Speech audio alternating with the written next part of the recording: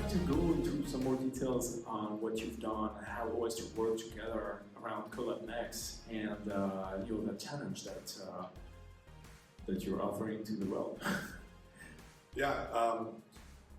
So as I mentioned before, the specific project I'm working on is about trying to counterbalance the Matthew effect, and we can look that up. It's essentially the rich get richer and the poor get poorer, and we can't necessarily change that. That's somehow built into a lot of social systems. But we're doing a design methodology where we're starting with HBCUs, starting with tribal colleges, starting with undergraduate-only institutions, which, by the way, do research even if they don't have graduate programs. They still have faculty members who got their PhDs and are doing work. And starting with even under emerging research institutions, which is now sort of an umbrella of minority serving institutions as well. And we're building with an advisory group of those folks. I noticed that the Morehouse, Clark Atlanta, University of Buffalo, Georgia Tech, Fisk University, and Texas Southern University, two other HBCUs are not listed, but they're also on our group here. And what we're trying to find here is, with an advisory board and working with faculty and students from these universities doing a lot of the work, what works for them? Because the way these research applications are often built is you start with the 150 most well-resourced universities, and you get the Stanfords and the MITs and the Georgia Techs, frankly, of the world, and you say, okay, well, that's 90% of the research is done at these 150 universities. Let's build a thing that works well for them, and then we'll throw in all the rest of the institutions. And none of the other institutions it doesn't work. It wasn't designed for those people. So we're designing it with HBCUs as our advisory group, with HBCU students and faculty. And hopefully we'll get something. And don't worry, Stanford, we will throw your data in at the end. Just like, so it will eventually have all the data, but we really want to make sure that the tool is actually answering the user stories and the questions that researchers want to do. An HBCU faculty member is interested in perhaps finding not somebody who works at an HBCU. They're interested in finding somebody who works at a large R1 institution because they have a better lab, or they have more resources, they have access to equipment. So it's not just about finding faculty of color or researchers of women in computer science who are underrepresented.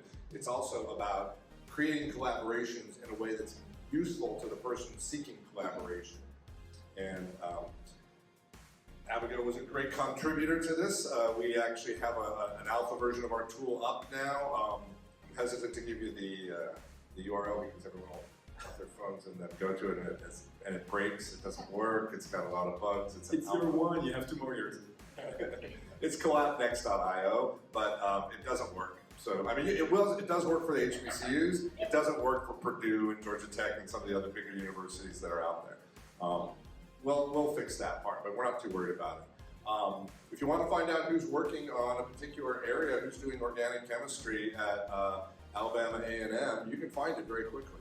You might think you can find that through LinkedIn or Google Scholar, but I challenge you to find the names of the people working in a given field at a university using within 3 clicks from any of those.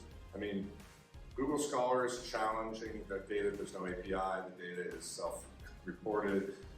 University websites are notoriously out of date and horrible.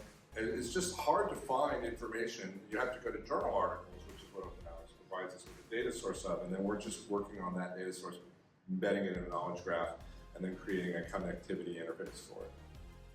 I don't know, some of these folks, Lasinke, Bemende, Johan, Sharon, Kim, Luis, RIS, and Abigail, who's here, worked on the original hackathon. This hackathon was a lot of fun. So I don't know, Abigail, if you want to talk about it. Yeah, so just for some context, I did say this is the first hackathon I participated in, but my background is not in computer science or data science.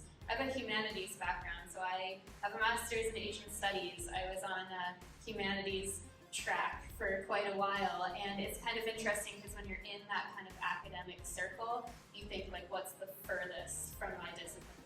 Data science or computer science, like something super sciencey. I was never, scientifically inclined.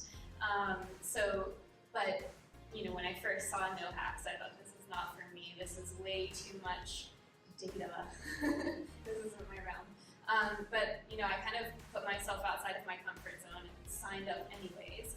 And it actually turned out to be a great collaboration because you can see from this project as an example, these projects, we're referencing scientific researchers, but the same could be applied for people researching anything in their field.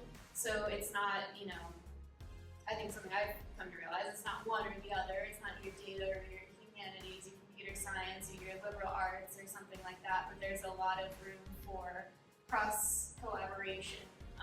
And so my role on the team, because I didn't have that background, was to collaborate with Louis and Jan, who were more data science oriented, and work with them to understand what's the data that we're grabbing from this API. Had the programming kind of background to understand what we're doing here, get the data from the API, and then how are we going to create a visualization and an interactive interface that a regular Joe could go on and look up who they wanted to look up, because the people, for example, people looking for who to put on a panel, it's not necessarily going to be the person who's the most knowledgeable about the subject matter itself, but maybe they're assigned a task of identifying panelists, so that you want that person to be able to access the data and understand it.